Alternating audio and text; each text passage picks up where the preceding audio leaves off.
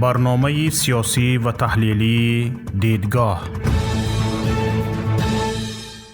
سلام تماشابینان گرامی، در برنامه تحلیلی دیدگاه شوکتی محمد با شما هستم.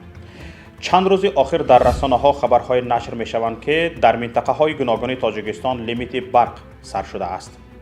همچنین خبرهای نشر می شوند که این یا آن منطقه از استفاده قوه برق فلان میلیون سومانی قرضدار بودند. همچنین سامانه اوستا خبر داد که مدیریت نیروگاه برق آبی سنگتوده یک گفته است شرکت دولتی برق تاجیک به این نیروگاه در 9 ماه امسال نزدیک به 288 میلیون سومانی قرضدار شده است. حالا قرض عمومی شرکت برق تاجیک از نیروگاه برق آبی سنگتوده یک به 1 میلیارد و 59 میلیون سومانی بیش از 100 میلیون دلار رسیده است. به همین دلیل ناتوانی شرکت دولتی برق تاجیک در پرداخت قرض خویش تولید برق خود را نیروگاه از ینور تا سپتامبر سال 2020 به میزان 76 میلیون کیلووات ساعت کاهش داده است که در نتیجه اکنون در برخی مناطق تاجیکستان محدودیت انتقال برق مشاهده می شود. همینطور از گوشه و کنار کشور خبرها می رسند که الکی لیمیت قوه برق آغاز شده است و به ساکنان برق را در یک شبانه روز تنها چند ساعت تامین می کنند و خلاص. انا برای همین خواستیم در این باره یک تحلیل داشته باشیم.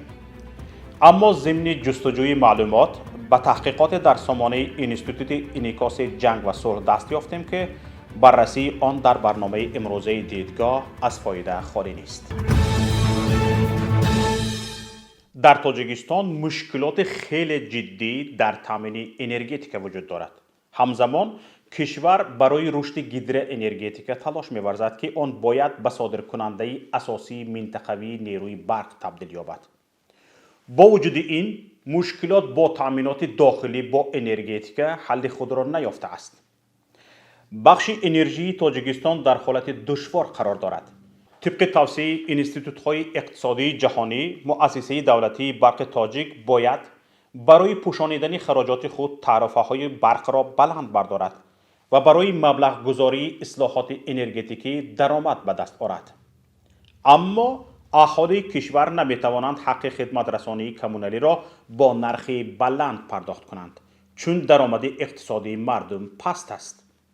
حکومت کشور از اندیشیدن چاره‌ها برای اصلاحات انفراستراکچور انرژتیکی و مؤسسه‌های مربوطه دولتی خودداری می‌کند.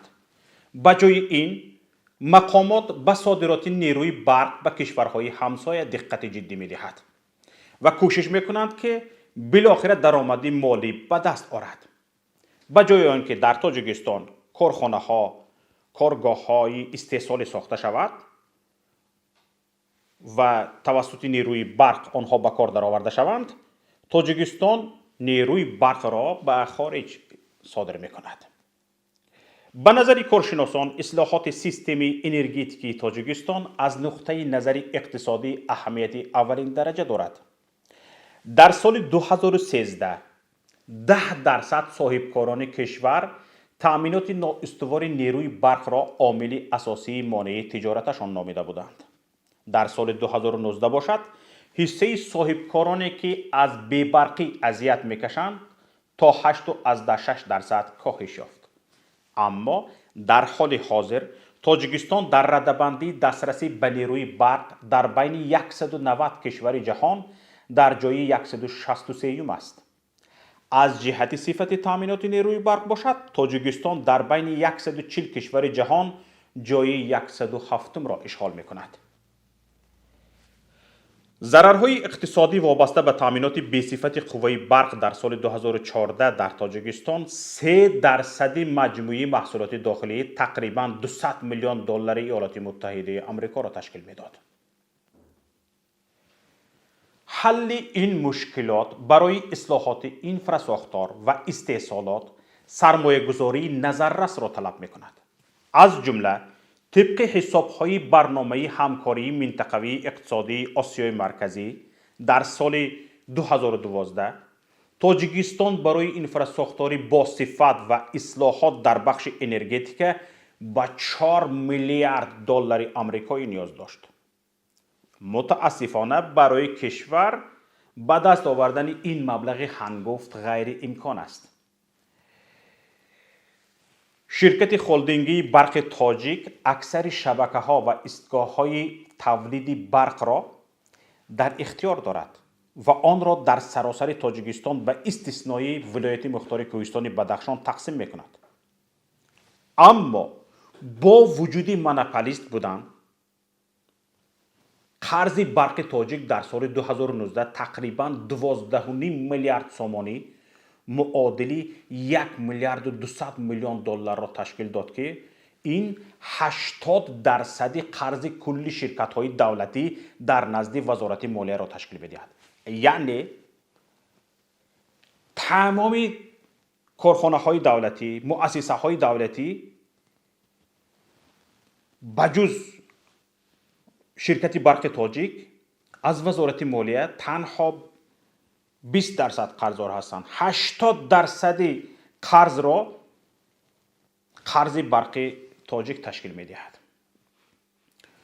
کارشناسان میگویند این وضع مشکلات از تعرفه‌های پستی استعمال نیروی برق، کمبود حق خدمت رسانی و تلفات جدی در انتقال نیروی برق ریشه میگیرد. خود همین شرکت تالکا، کارخانه استحصال آلومینی، از برق تاجیک با نرخ کمترین، با نرخ ارزانترین برق میگیرد، اما پول برق را نمیدهد. حالا که شرکت برق تاجیک هم و شرکت تالکا هم مربوط به همین عائله های رئیس جمهور است.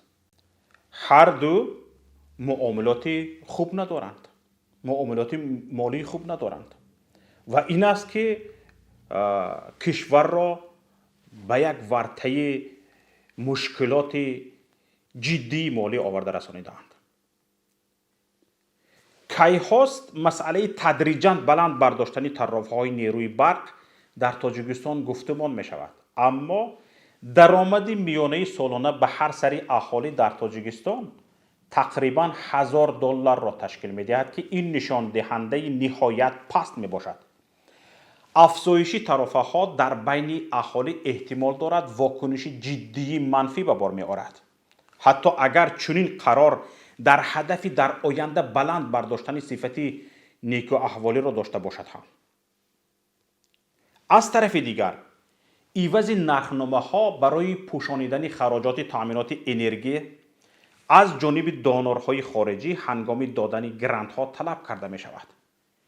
در این رابطه حکومت کشور مجبور است که تعرفه ها را گاه گاه بالا برد. کارشناسان انستیتوت انعکاس جنگ و صلح میگویند در زیر فشار سازمان‌های بین المللی اصلاحات در بخش انرژی تاجیکستان در حال پیشرفت است، اما خیلی سست و به طلبات جوابگو نیست. حکومت کشور تلاش دارد ساختار برق تاجیک را با راه‌های تقسیم کردن استحصال، انتقال و تقسیمات نیروی برق به کارخانه‌های علاهیده بهبود سازد. حکومت اینچنین تعرفه‌ها را تدریجاً می افزاید و برای نوسازی خطهای برق مبلغ‌های علاوه‌ای جدا می کند. اما صرف نظر از سازشنامه‌های رسمی درباره اصلاحات ساحه انرژتیک، حکومت تاجیکستان به صادرات نیروی برق دقت بیشتر می دهد. یعنی می خواهد برق را به خارج بفروشد. مقامات این را حل مشکلات مالی در بخش انرژتیک می داند. اما این تصمیم وادار به آن می کند که خود ساکنان کشور از تامین نیروی برق محروم شوند. حکومت که می خواهد برق را به مردم نیو به داخل نیو به خارج فروشد، طبیعی است که ساکنان از برق محروم می شوند. به نظر کارشناسان از جهت اقتصادی صادرات نیروی برق می بایست به بودجه درآمد می آورد و از نگاه سیاسی حکومت تاجیکستان کوشش می کرد مقام خود را در منطقه بالا برد، اما این کار نشد. چرا؟ سال 2009 ازبکستان با رهبری اسلام کریموف رئیس جمهور سابق این کشور به دلیل اختلاف نظر درباره منبع‌های آب از اشتراک منبعده تاجیکستان در برنامه همکاری منطقوی اقتصادی آسیای مرکزی جلوگیری کرد. در نتیجه دسترسی به بازار منطقوی برق برای تاجیکستان بسته شد و راههای واردات مال از روسیه به مشکلی دچار شدند. نهایت ماه اپریل سال 2018 تاجیکستان و ازبکستان همکاری ها را در بخش انرژی از سر گرفتند. در تابستان همان سال با تاجیکستان میسر شد که به ازبکستان 1.5 میلیارد کیلووات ساعت نیروی برق صادر کند.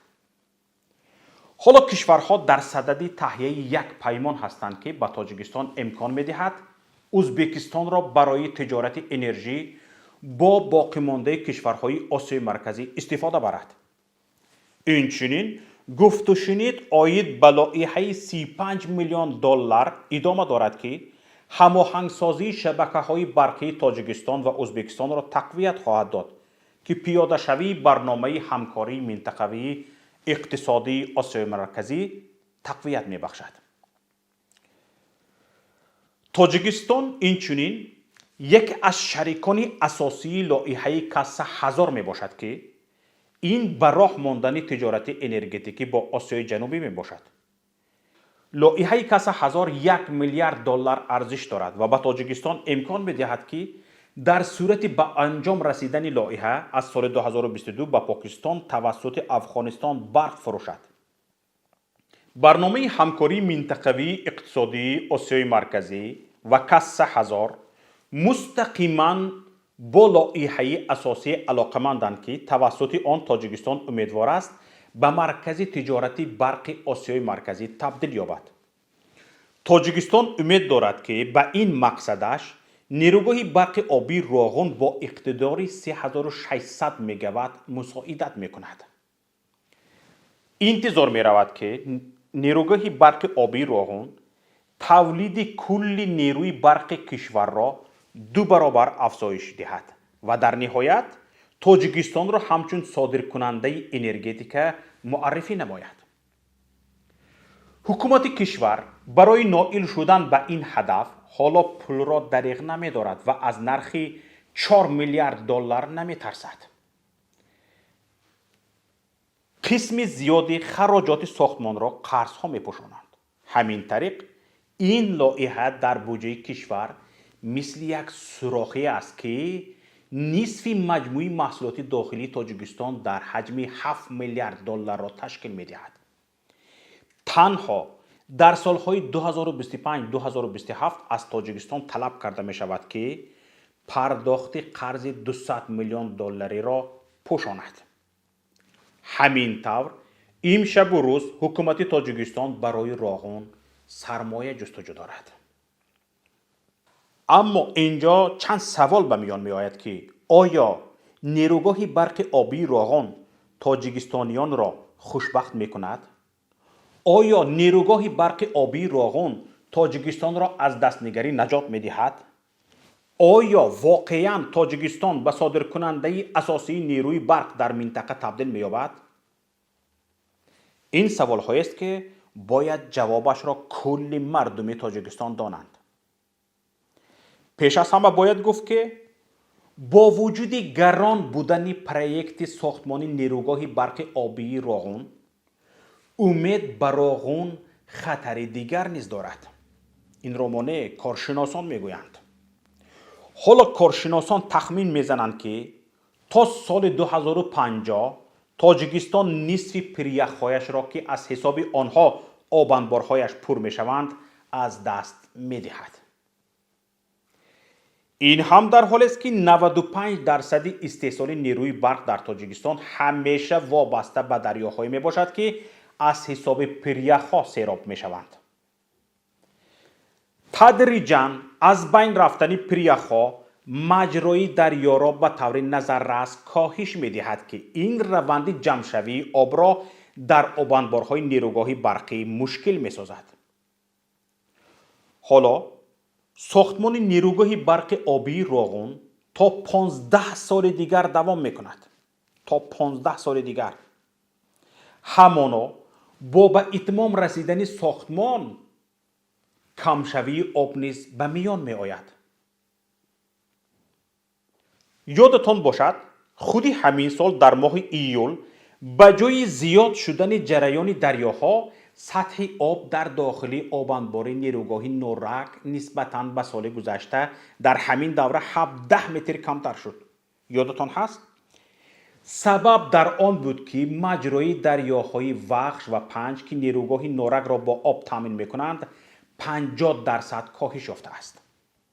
در نتیجه مقامات تاجیکستان مجبور شد که صادرات برق را به ازبکستان و افغانستان قطع کنند. یک سیاست نادرست دیگری حکومت تاجیکستان این است که حالا طبق سیستمی شبکه یگانه برقدهی را به کار میبرد.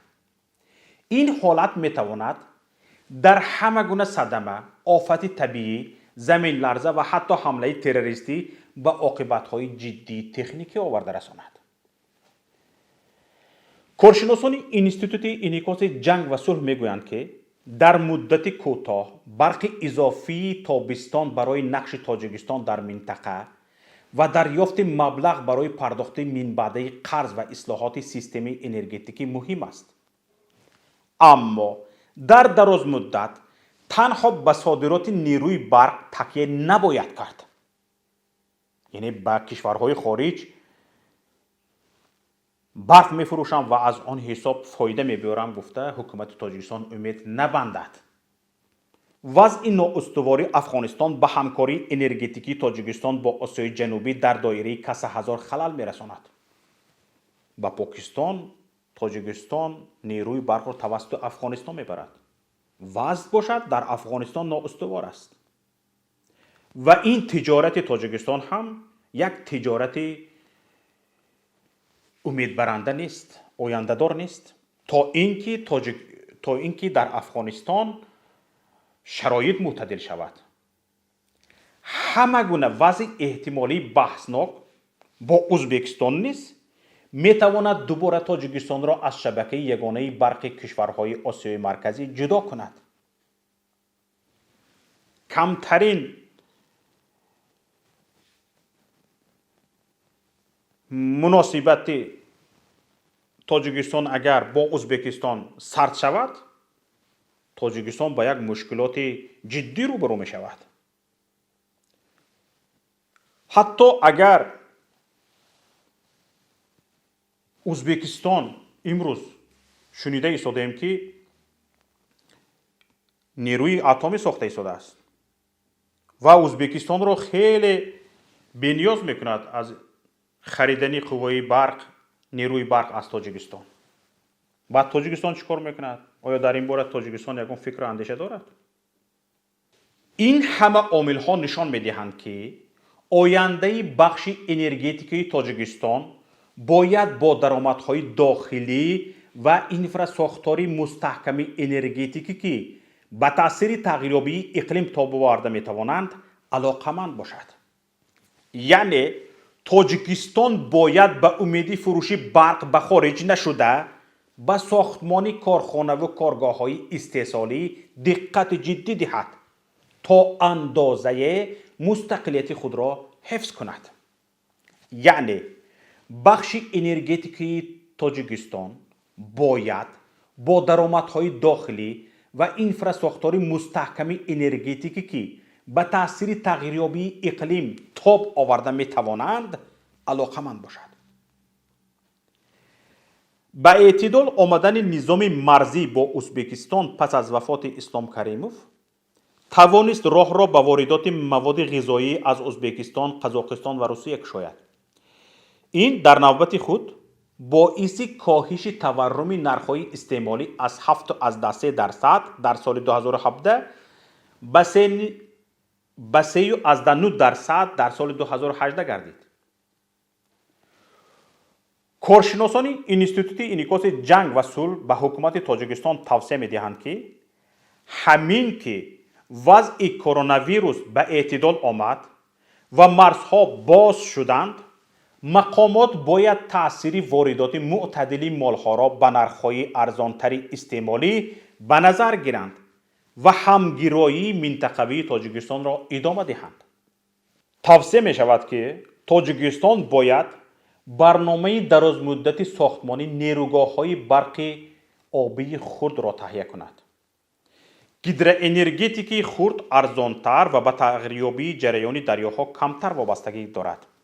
زیرا آن ساختمان آبانبارهای کلان را پیش بینی نمی کند. استفاده نیروگاه‌های برق آبی خرد به محلی سازی تولید و بهتر کردن دسترسی به نیروی برق در منطقه‌های دوردست کوهستان مساعدت نموده، اینچنین بدون خطهای برق کمک می‌کند. شرکت انرژتیکی پامیر که ولایت مختار کوهستان بدخشان را با قوه برق تامین می‌کند، می‌تواند نمونه سیستم انرژتیکی غیر متمرکز باشد. این سیستم با مبلغ گذاری بنیاد آقاخان ساخته شده است و از 10 نیروگاه برق آبی میانه و خرد که در منطقه تقسیم شده اند عبارت می باشد که ارزش آنها از یک نیروگاه برق آبی راغون چندین مراتب کمتر است. یک مسئله دیگر این است که تاجیکستان از جهت جغرافی در منطقه به اصطلاح آفتابی جایگیر است. غیر از آن که کشور با چین که بزرگترین تولید کننده پنل های آفتابی در جهان است همسایه می باشد، ارزش تولید نیروی برق از انرژی آفتاب نسبت به انگشت یا گاز خیلی کمتر است و تکنولوژی های نگهداری چنین انرژتیک با سرعت رشد می کند. گذشته از این، در پرتو مناسبت مشکل با ایالات متحده آمریکا، کشور چین فعالانه در جستجوی بازارهای نو برای صادرات پنل های آفتابی خود می باشد. یعنی در مناسبت با ایالات آمریکا با چین مشکلی ها پیش آمده است و چین می خواهد در همین نزدیکی های خودش با همسایه های خودش مناسبت های اقتصادی را پرزور کند و بازارهای زیادی پیدا کند. بنابر حکومت تاجیکستان را ضرور است که در قوانین کشور تغییرات وارد کند و به هر یک شهروند تاجیکستان اجازه مستقلی مرکزهای استحصال قوه برق آفتابی، شمالی و آبی را بدهد. مردم را مزاج اساسی خریدار قوه برق ندانسته، بلکه برای به میان آوردن کارخانه های میانه و بزرگ کوشش به خرج دهد. در این حالت تدریجاً تاجیکستان می تواند از یک کشور استعمالگر به استحصالگر تبدیل شود. برای چی باید کرد؟ برای پیاده شدن این اقدام پیش از همه اصلاحات کلی و از بیخ بن کندن ریشه فساد و کروپسی لازم است. حالا امروز شنیدیم که رئیس جمهوری تاجیکستان برابر قسم یاد کردنش تمام حکومت تاجیکستان را به استعفا فرستاد. همه وزیر و سروزیر و رئیسان کمیته و هاکذا را. شاید اصلاحات جدی کردن است و شاید بر ضد کروپسی هم مبارزه بردن است. انا همین اصلاحات کلی به میان بیاید و فساد از ریشه‌اش کنده شود، بس است برای پیشرفت تاجیکستان زمینه گذاری. همین قدرش بس است. تنها همین دو توصیه کوچک، اصلاحات و از بین بردن فساد که صرف مبلغ طلب نمی کند، تاجیکستان در کوتاه مدت می تواند به رشد نظررس روبرو شود. باید قید کرد که مبارزه با فساد نه تنها صرف مبلغ طلب نمی کند، بلکه از حساب برگردانیدن پول مالهای دزدیده شده از جانب فسادکاران درآمدناک هم شاید می تواند باشد. تصمیم قرقیزستان را شنیدید؟ اجرا کننده وظیفه پرزیدنت برآمد با فسادکاران گفت با شما 30 روز مهلت مالهای دزدیده تان را به دولت برگردانید.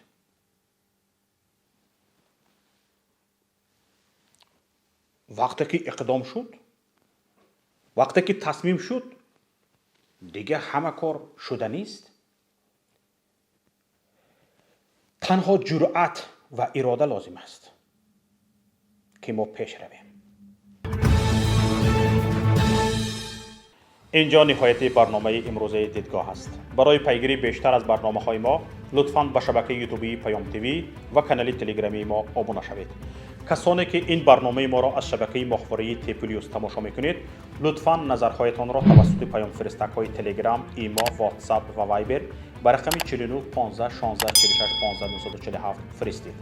با امید دیدار در هفته دیگر. خدا حافظ. السلام علیکم و رحمت الله. برنامه سیاسی و تحلیلی دیدگاه.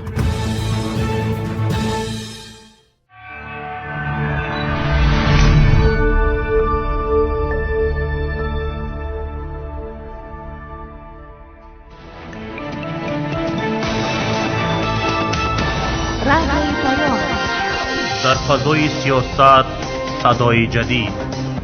رادیوی پیام. علم، فرهنگ، نوید. رادیوی پیام. مشورت، بحث، گفت و شنید. در تمام دنیا روی رسانه اینترنتی رادیو پیام .net